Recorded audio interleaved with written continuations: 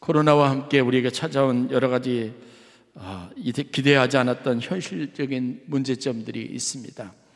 요즘과 같은 상황들을 보면 코로나가 우리에게 가져다 준 가장 두드러진 특징은 뭐냐면 사람들을 분열시키고 서로 다투게 하고 그리고 미움과 전쟁의 상황 속으로 사람들을 몰아넣는 상황들이 계속되고 있다는 생각들을 갖게 됩니다.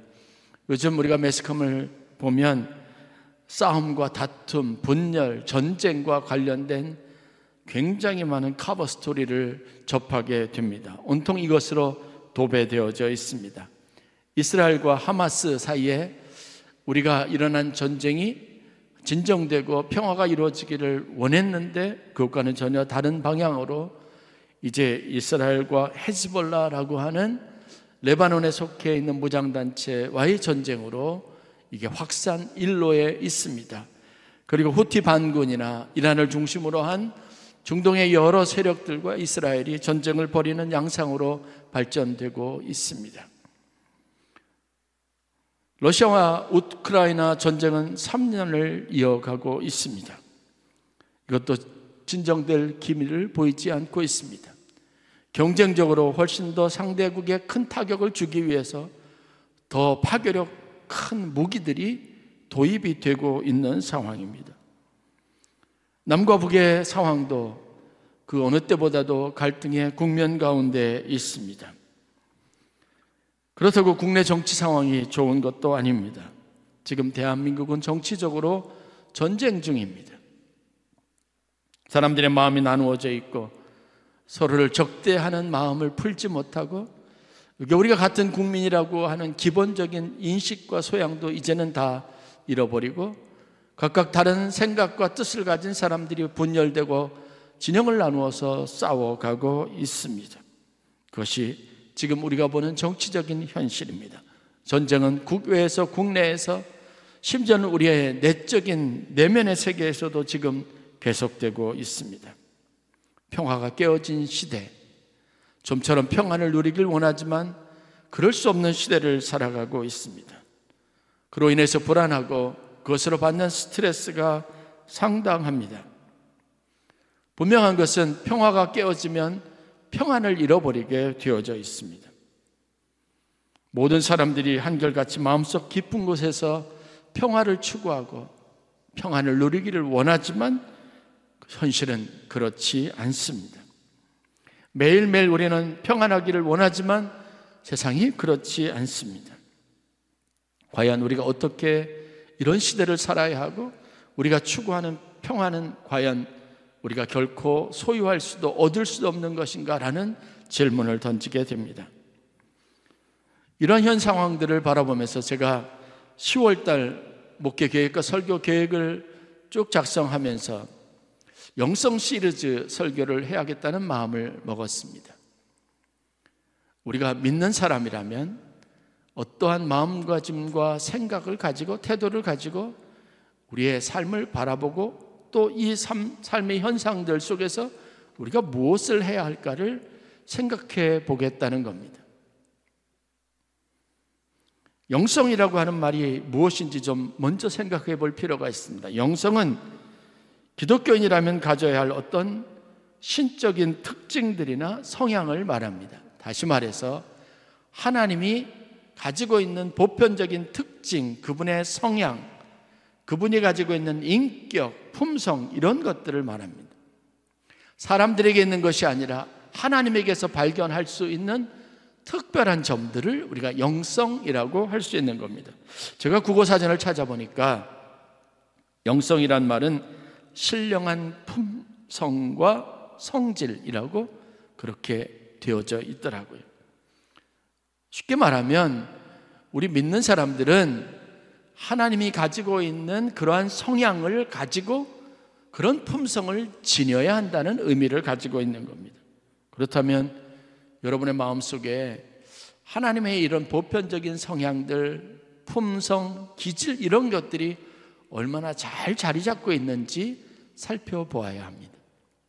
그래서 앞으로 5주 동안 5가지 영성의 핵심 되는 것들의 단어들에 대해서 여러분들과 함께 생각해 보고 우리가 신앙생활을 좀 재정립할 수 있는 기회를 갖도록 하겠습니다. 그렇게 해서 우리가 결실이 있는, 거둘 것이 있는 인생들이 되었으면 좋겠습니다.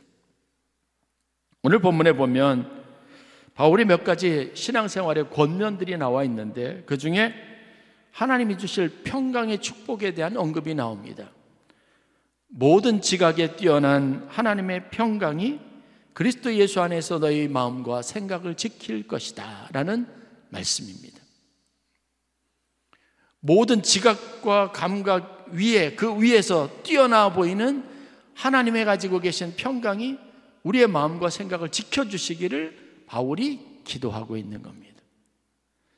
제가 오늘 여러분들에게 드리고 싶은 축복도 동일합니다.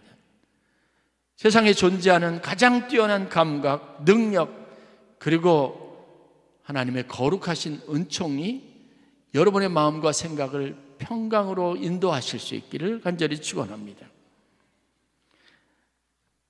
평강이라고 하는 말의 정의를 좀 살펴볼 필요가 있습니다. 그러면 우리가 여기서 성경이 말하는 평강이 어떤 의미인지를 명확하게 알 수 있는 겁니다. 평강은 영어로 peace라고 번역하고 있습니다. 성경은 이 peace라고 하는 똑같은 단어를 사용하면서 어떤 곳에서는 평화라고 표현하기도 하고 어떤 곳에서는 평안 혹은 평강이라고 표현하기도 합니다. 똑같은 단어 peace가 평화로도 평안 혹은 평강으로도 번역이 되고 있는 겁니다. 그래서 제가 그 의미가 무엇이 다른가 좀 찾아보았습니다. 평화와 크게 평강 혹은 평안이 가지고 있는 차이점은 이겁니다. 평화는 어떤 상태를 말합니다. 사람들 사이에 갈등도 없고 세상에 어떤 여러 가지 요란하고 소란스러운 일도 없는 평온한 것, 늘 언제나 큰 변화가 없는 그런 상태를 말합니다. 그걸 평화라고 합니다. 그러면 평안 혹은 평강은 무엇이냐면 그러한 상태에서 사람들이 느끼는 감정, 심리적인 안정감을 평안 혹은 평강이라고 하는 겁니다. 차이를 좀 여러분 아시겠습니까? 평안과 평강은 평화로운 상태에서 사람이 누릴 수 있는 그런 어떤 심리적인 축복이라는 말입니다. 그러면 여기에서 우리가 한 가지 질문을 가질 수밖에 없는데, 과연 그렇다면 사람이 한평생을 살면서 진짜 이런 마음의 상태, 평안을 누리며 살아갈 수 있겠느냐는 겁니다. 제가 봐서는 불가능하다고 보입니다. 내 마음도 늘 언제나 고요하고 잠잠하지 않습니다. 내가 그런 상황이 잘 조건이 구비되어져 있어도 옆에 있는 사람들이 절대로 그렇게 놔두지 않습니다. 요즘 왜 우리가 불안합니까? 저 멀리 중동에서 시차로 따지면 대략 6시간, 7시간 차이가 나는 곳이죠. 거리로 따지면 근 5,000마일 이상 되는 거리에 떨어져 있는 곳에서 일어나는 일들인데 그 뉴스를 접할 때 마음이 불안해집니다. 그것 때문에 괜히 스트레스가 됩니다. 나와는 전혀 상관없는 어떤 사람에 대해서 요즘은 박대성이라고 하는 우리 젊은이 인물이 아주 요즘 매스컴에 많이 오르고 있는데 그냥 자기 주체하지 못해서 술만 먹으면 완전히 돌변해서 10대 소녀 하나가 몸이 불편한 아버지 약을 사러 병원에 약국에 갔다가 그냥 알지도 못하는 갑작스러운 상황에 죽임을 당하는 끔찍한 일들이 있습니다. 그 사건 하나가 우리의 일상생활에 얼마나 큰 불안을 가져다주고 얼마나 큰 스트레스를 가져다주는지 몰라요. 평화를 통해서 평안을 얻는다, 평강을 누린다, 이건 거의 불가능한 일입니다.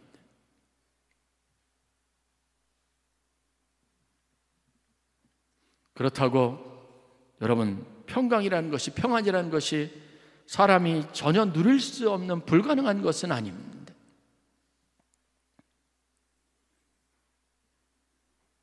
세상적인 사전적인 의미에서 평안과 성경이 말하고 있는 평강은 과연 어떤 의미가 있고 어떤 차이가 있는지를 오늘 여러분들과 함께 살펴보려고 합니다. 그래서 이 험한 세상에서, 이런 불안과 스트레스가 가득한 세상에서 그래도 우리가 평안을 누릴 수 있는 삶을 살아가기를 바라고 원합니다.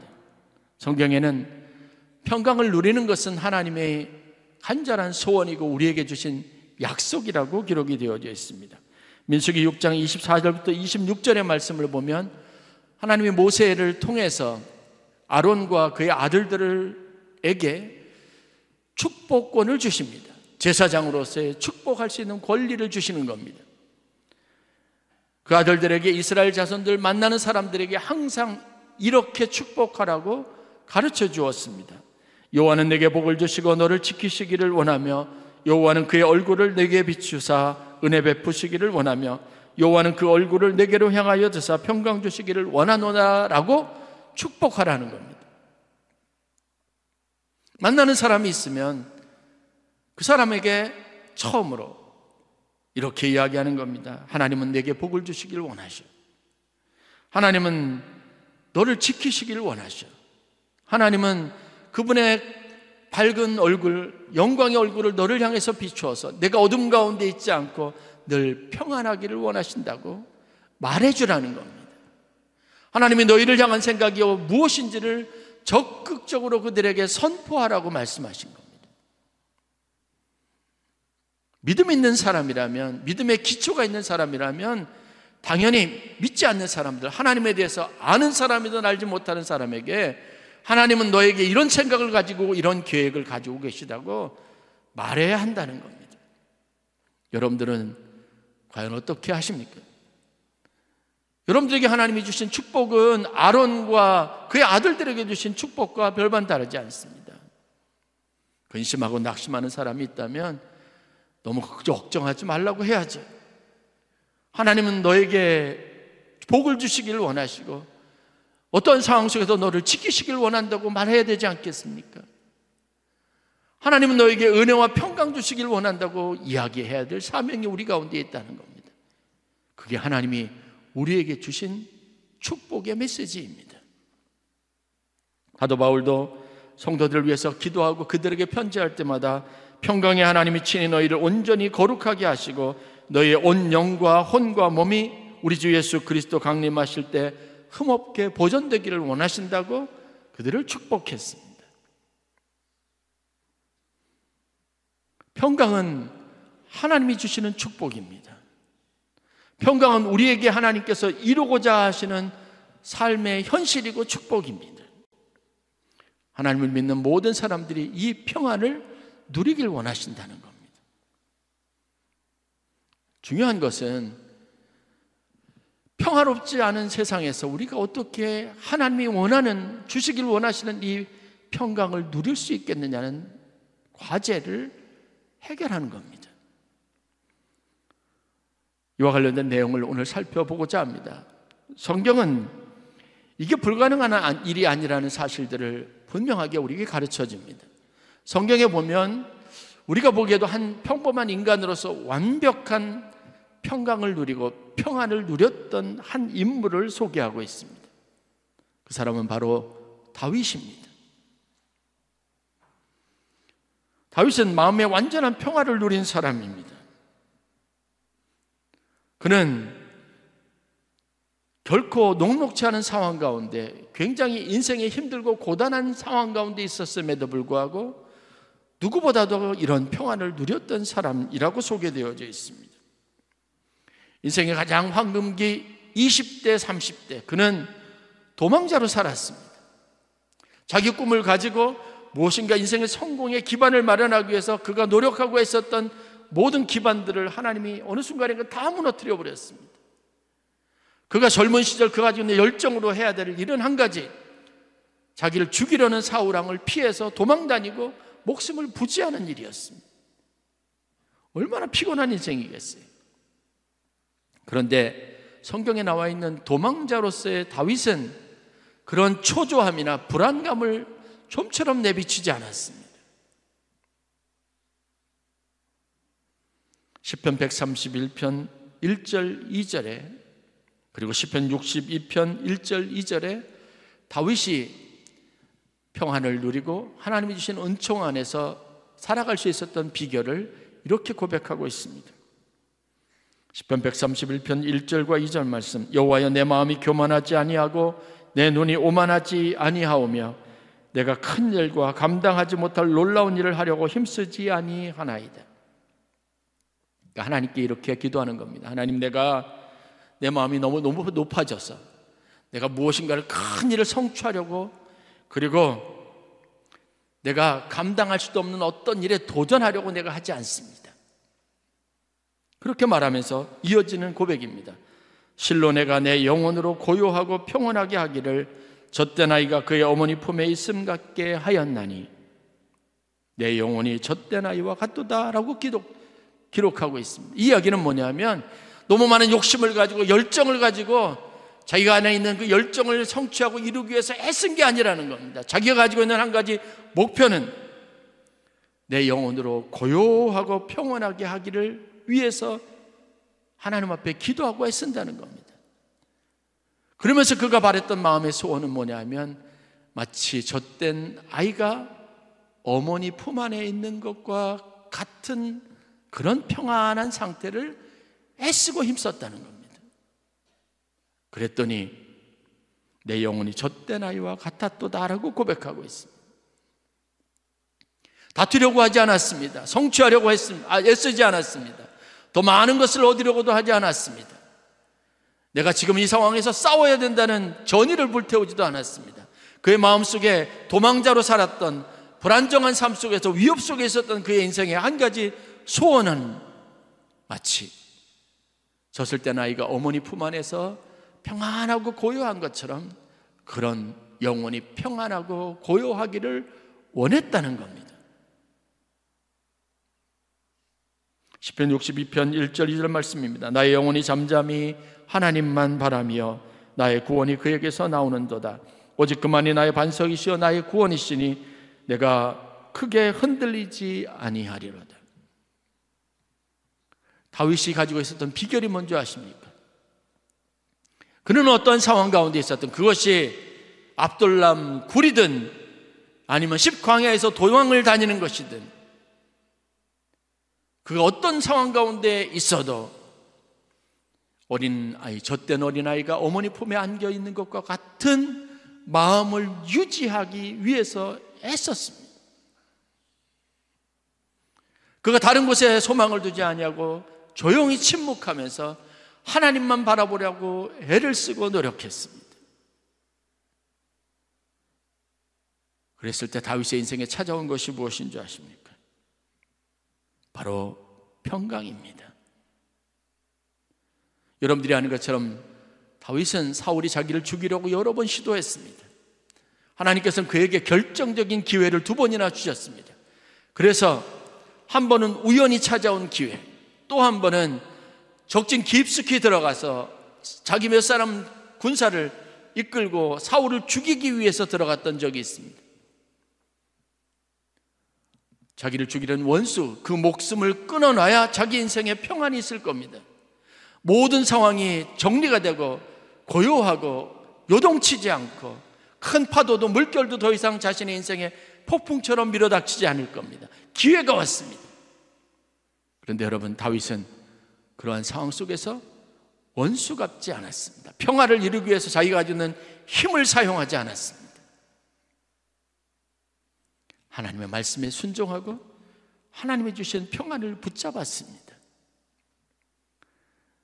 자기에게 있던 아들들이 서로 죽이는 일이, 끔찍한 일이 벌어졌습니다.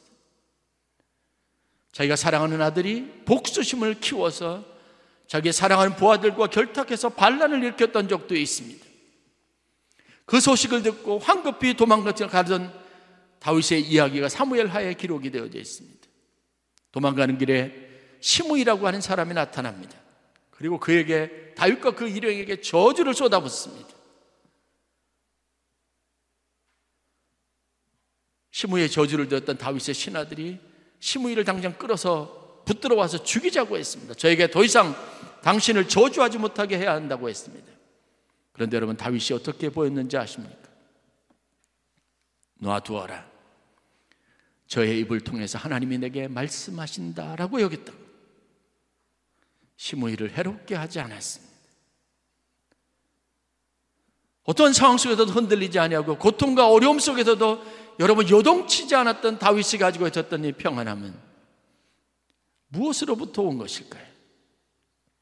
하나님이 그에게 주신 은혜입니다. 시편 46편에 보면 다윗의 고백이 기록이 되어져 있습니다. 그가 노래하고 있었던 것이 무엇인 줄 아십니까? 땅이 변하든지 산이 흔들려 바다 가운데 빠지든지 바닷물이 솟아나고 뛰놀든지 그것이 넘치므로 산이 흔들릴지라도 나는 두려워하지 않습니다 라고 고백했습니다. 어떻게 땅이 변하고 산이 흔들려 바다 가운데 빠지고 큰 바닷물이 솟아나서 해일이 되어서 태풍이 되어서 내 삶 속에 덮쳐오는 순간이 다 올 수 있는데 그 가운데 요동하지 않고 잠잠하게 안전하다고 여기며 평안을 누릴 수 있겠느냐는 겁니다. 그런데 여러분 46장 1절에 다윗이 이렇게 고백하는 놀라운 고백이 있습니다. 하나님은 환난 중에 만날 가장 큰 도움이시라. 세상에 존재하는 그 어떤 상황과 문제보다도 하나님은 내 인생에 더 큰 도움이 되신다는 믿음이 그에게 있는 겁니다.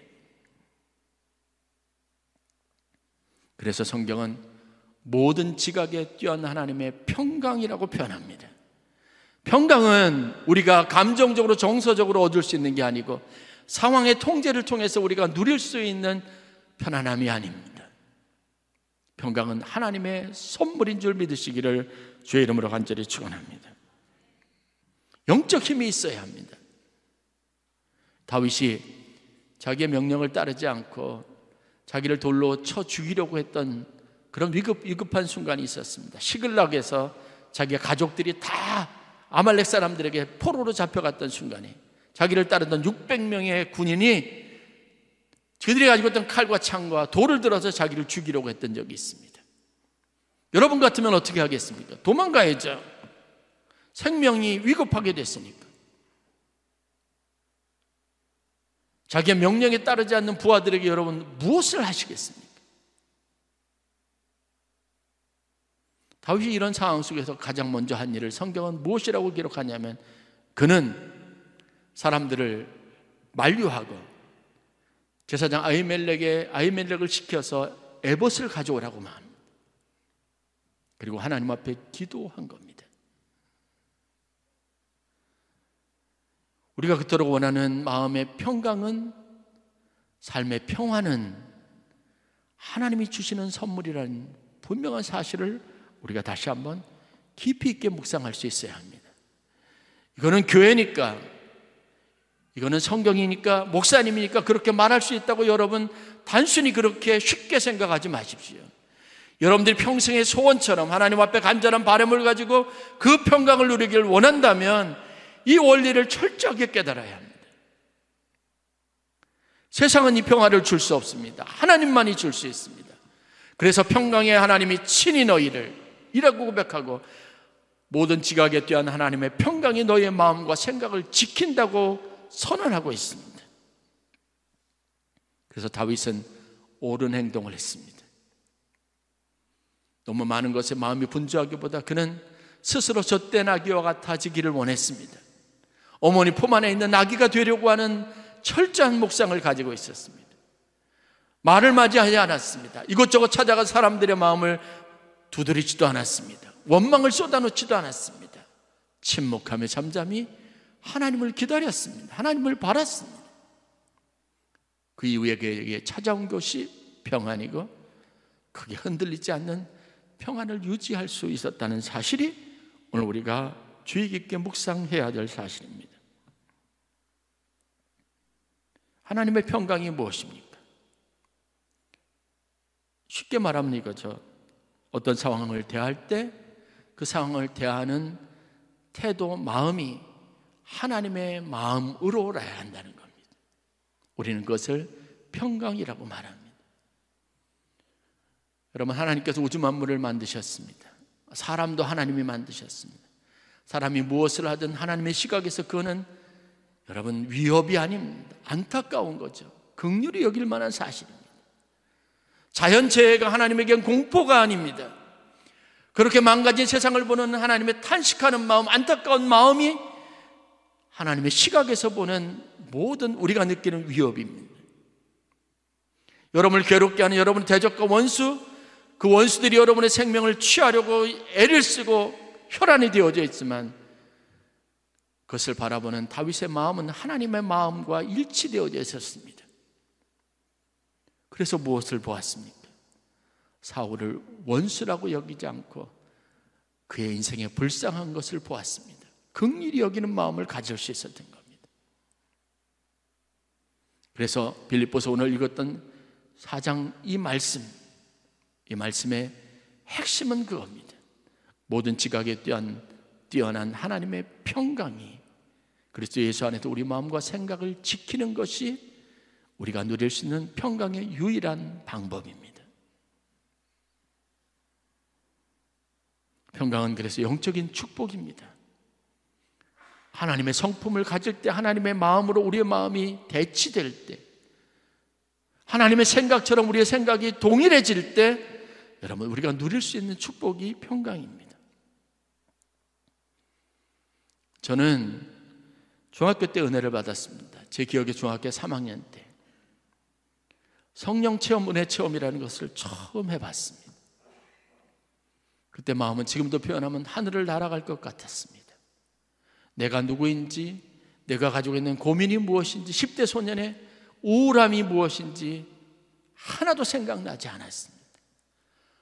손이 올라가고 찬양이 내 입속에서 막 터져나올 뿐만 아니라 그보다 더 기쁜 내 마음속 저 깊은 곳에서 찬양이 막 솟아나는 느낌을 가졌습니다. 모든 사람들이 다 사랑스럽고 아름다웠던 신비한 경험이었습니다. 그때 깨달은 게요, 하나님이 주신 마음이, 성령이 우리 안에 가득하면 우리가 느끼고 바라보는 것이 하나님의 거룩함과 같다고 하는 사실들이었습니다. 문제는 우리가 어떻게 해서 이러한 평안을, 이런 하나님이 주신 평강을, 하나님의 마음을 소유할 수 있느냐는 것 아니겠습니까? 그 대답은 간단합니다. 하나님의 평강을 얻기 위해서, 영적 축복을 받기 위해서 성경은 우리에게, 바울은 분명하게 다음과 같이 그 답을 제시합니다. 빌립보서 4장 6절, 오늘 7절 말씀 바로 이전에 나와 있는 구절입니다. 아무것도 염려하지 말고 다만 모든 일에 기도와 간구로 너희 구할 것을 감사함으로 하나님께 아뢰라. 그리하면 모든 지각에 뛰어난 하나님의 평강이 그리스도 예수 안에서 너희 마음과 생각을 지킨다라고 말하는 겁니다.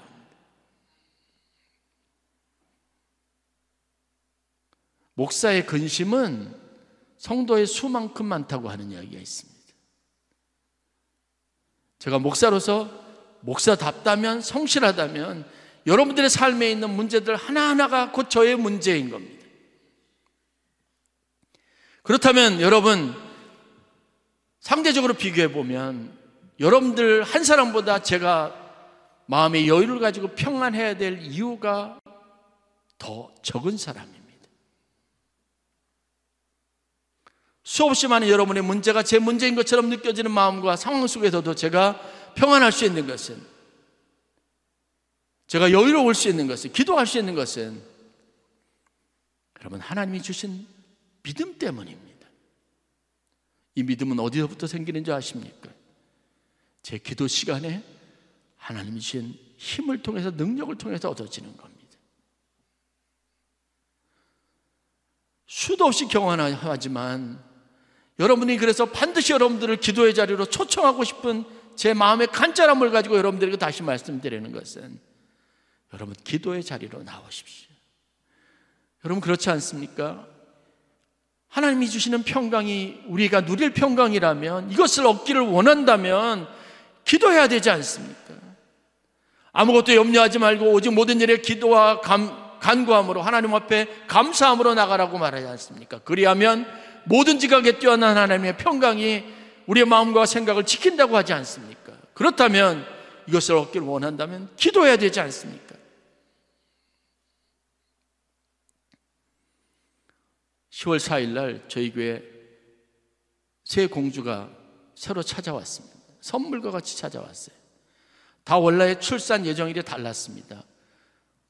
길게는 한 주, 짧게는 한 주, 길게는 한 2주 정도 차이가 났는데 하필이면 10월 4일 날 다 태어났어요.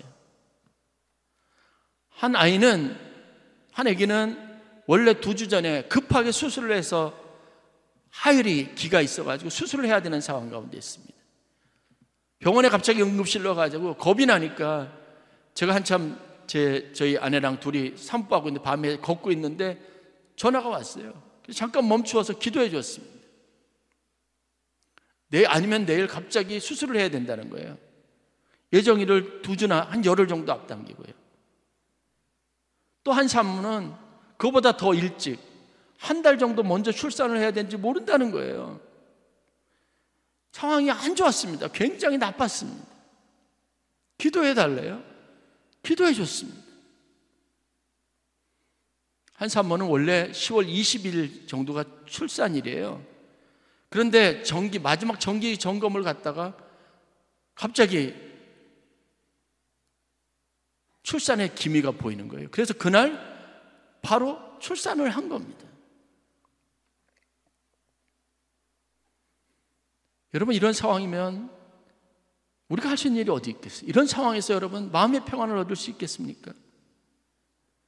이 일을 통제하고 이 일이 하나님의 역사를 이루는 모든 것 안에는 기도가 있습니다. 희한하죠?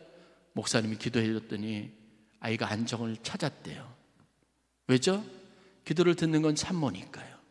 산모의 마음에 하나님의 주신 평강이 선물처럼 들어가니까 희한하게 안정이 돼서 한 산모는 한 달 후에 급하게 수술할 뻔했는데, 조기 출산할 뻔했는데, 그래서 아이 몸무게가 얼마 안 돼서 걱정했는데 출산을 하게 되고, 한 산모는 열흘 먼저 급하게 어려운 수술을 해야 했는데 안정되게 예정했던 날 수술해서 낳고, 갑작스런 출산도 빠르게 별 통증 없이 잘 이루어지는 기적과 같은 일들이 있었습니다.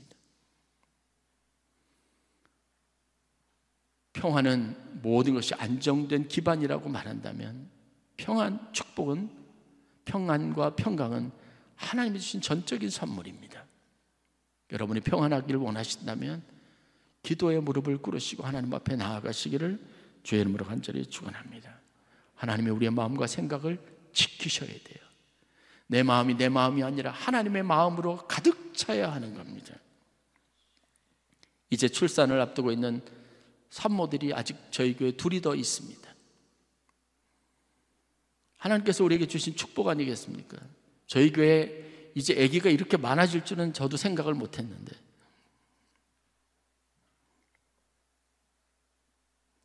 그래서 지금 고민입니다. 내년에 이 아기들을 어떻게 다 수용하고 아기들을 어떻게 돌봐야 할지 고민이 생겼습니다. 근데 이 고민도 즐거운 고민 아니겠습니까? 우리가 오랫동안 기도해오던 것 아니겠습니까? 태의 열매는 하나님이 주신 선물이에요. 하나님의 마음을 움직이셔야 우리에게 주시는 겁니다. 의외로 우리가 바라는 삶에 대한 모든 안정됨과 바람은 특이하게도 하나님의 전적인 은혜의 선물이라는 특징들을 가지고 있습니다. 다시 말해서 우리가 믿음 안에서 하나님이 주신 믿음으로 온전하지 않으면 이 세상에 우리에게 줄 수 없는 것들이라는 특징들을 가지고 있습니다. 기도의 사람이 되어서 하나님이 주신 은혜를 소유하는 저와 여러분 되실 수 있기를 바랍니다. 평강은 세상적인 축복이 아닌 분명한 영적 축복입니다. 그래서 기도의 영성을 가지고 나아갈 때 우리가 하나님이 주시는 평강을 온전히 누릴 수 있다는 사실입니다. 힘으로 제압하면 평화를 얻을 수 있다, 이거는 말도 안 되는 소리예요. 절대 그런 일은 없습니다. 믿는 우리가 한 가지 하나님 앞에 구해야 될 것은 하나님의 평강이 우리 안에서 이루어져야 평화로운 세상이 찾아온다는 겁니다. 그래서 여러분, 힘쓸 생각하지 마세요. 우리가 해야 할 일은 다윗의 묵상입니다. 너무 큰 일을 하려고, 너무 많은 일을 하려고 애쓰기보다 젖된 어린아이와 같이 어머니 품 안에 있기를 위해서, 그 품 안에서 누리는 하나님이 주시는 평안을 위해서 기도하시는 저와 여러분들이 되실 수 있기를 주의 이름으로 간절히 축원합니다. 기도하겠습니다.